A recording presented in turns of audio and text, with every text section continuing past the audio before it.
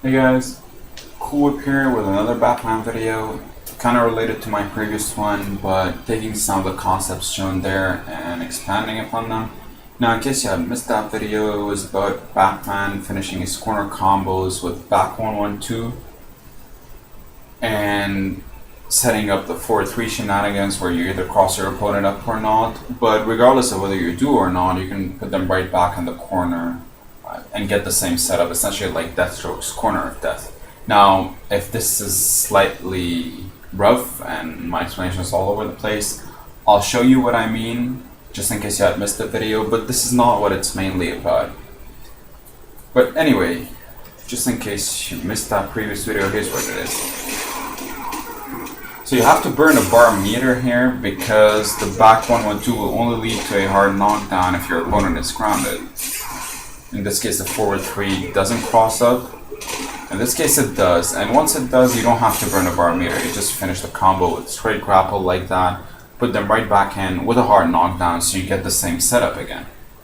Now, theoretically, if your opponent keeps guessing wrong, you can just keep looping this over and over. Again, in theory.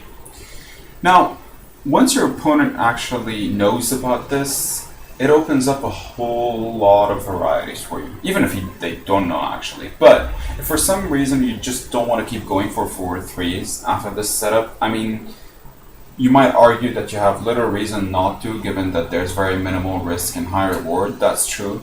But still, if you do want to mix things up, there's a whole lot of things you can do, but what this video is mainly going to focus about is ambiguous cross-ups. Now, in the previous video, I touched on some things like getting your trade out safely, stuffing takedowns with stuffing wake-ups with backswarm, even going for another low as your opponent gets sub because they'll be expecting the overhead, or go for a grab, or pretty much anything you want to do.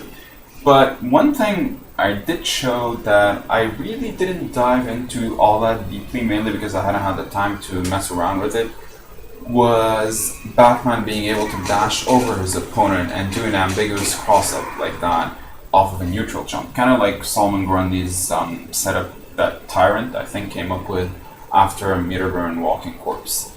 Now, what happens here is after the hard knockdown, you dash over your opponent and you jump. You neutral jump, and as you can see, this time you cross them over. Now,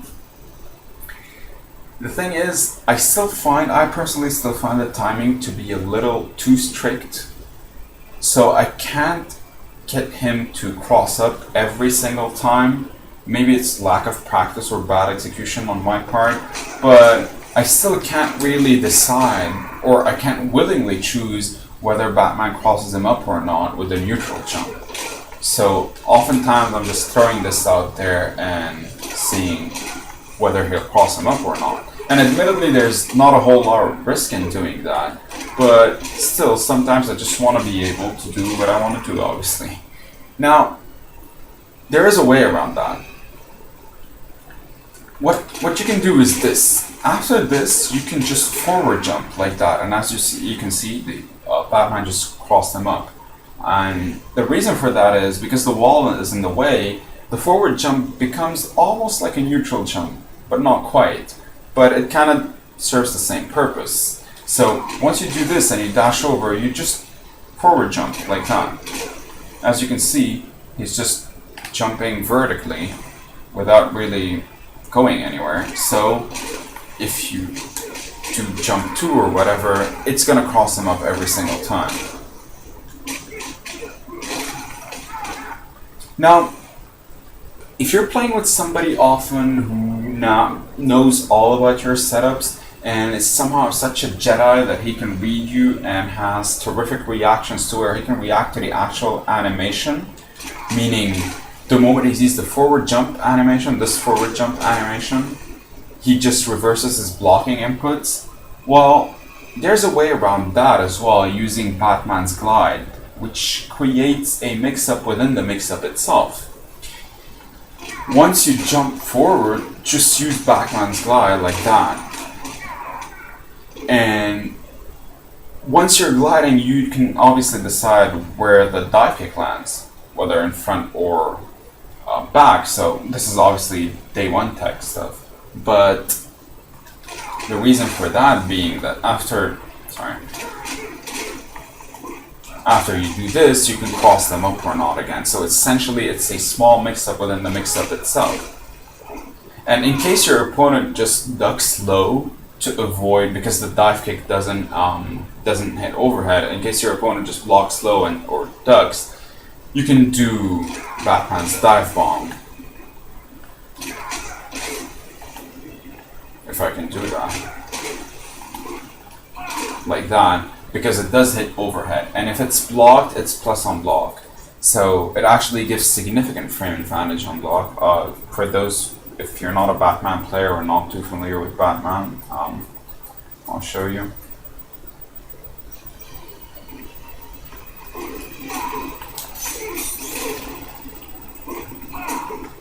As you can see. So with the dive bomb, you really have very minimal risk. Granted, it's not that difficult to anti-air actually, because it really doesn't have a whole lot of priority, except that very few people are gonna dare to even try that because they're not gonna react to it. Once Batman is in the air, he has so many options, especially off of a hard knockdown like that most people are just gonna be blocking. So, I mean, and keep in mind that the dive bomb is kind of like one of the last things you want to do, but it's just a possibility that I'm throwing out there just to see just to show you the sheer amount of options Batman has. One last thing you can do actually is the most simple, which is a simple cross-up like that. Sorry.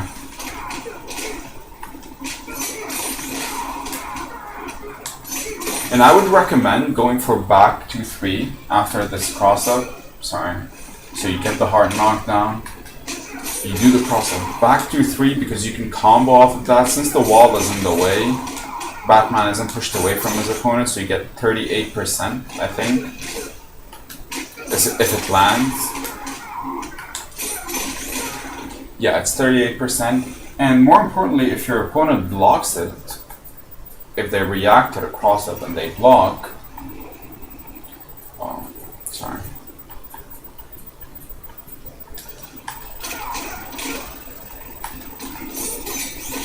You're at plus 13 and right in their face because again, the wall is in the way. So unlike a back to 3 here, Batman doesn't roll away from his opponent. So if you do that with oh god.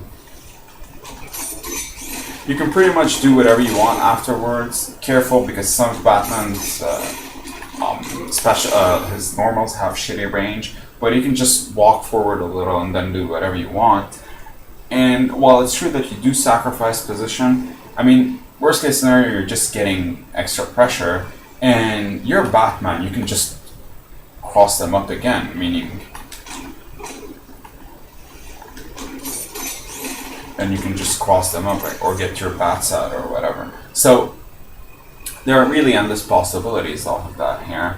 Anyway, that's it guys. I know some of these are a little gimmicky, but I'm interested in knowing what you guys think, and thanks for watching.